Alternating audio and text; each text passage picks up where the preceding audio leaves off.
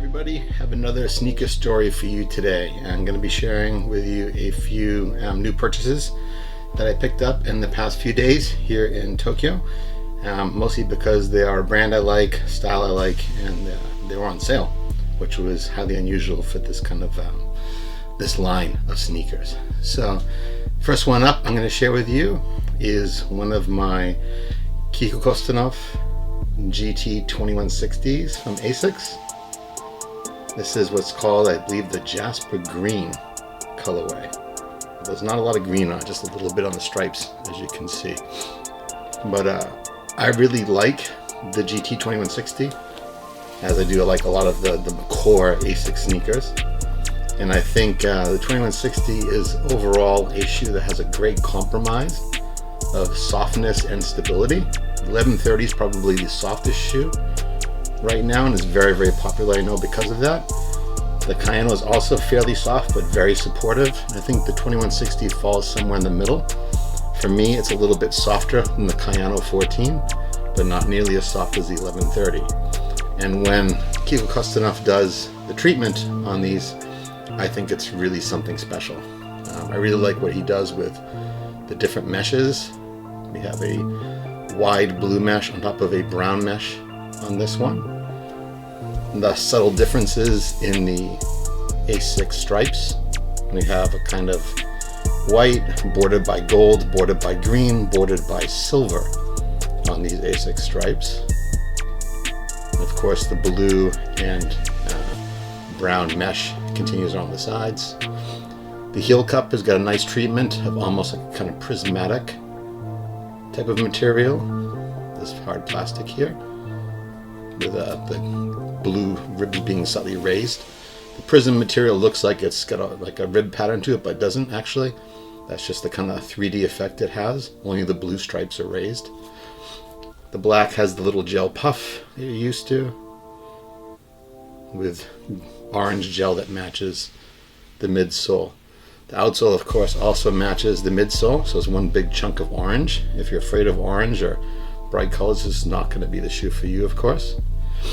Highlights of blue tending to purple-ish in the shoe. It's more blue in the back on the heel tab here and the back of the cup.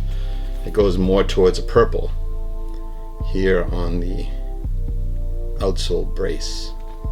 I don't know if it's called TRUSSTIC on this version or not, but generally called the TRUSSTIC. The whole outsole is all one color, not multicolor like you often find.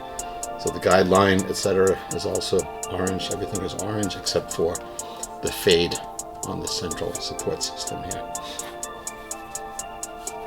Has the unique Kiko Kostadinov type of pull tab here you may be used to on a lot of these sneakers. It's always a touch that tells you that's a Kiko version, as well as often you'll see the ASICS symbol here on the toe box as well. That also is an indicator that's probably getting the Kiko treatment. The leather or pseudo leather overlays have a slight pattern to them.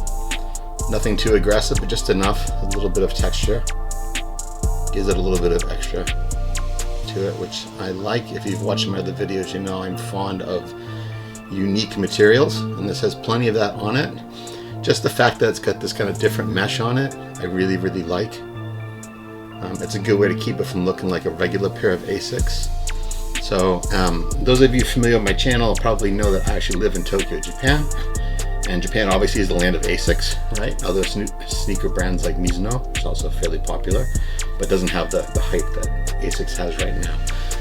But one of the things about wearing ASICS is that, you know, you'll see tons of old people, especially older gentlemen, wearing ASICS, generic ASICS all the time. So that being the case, you kind of want something to stand out a little bit, and this stands out.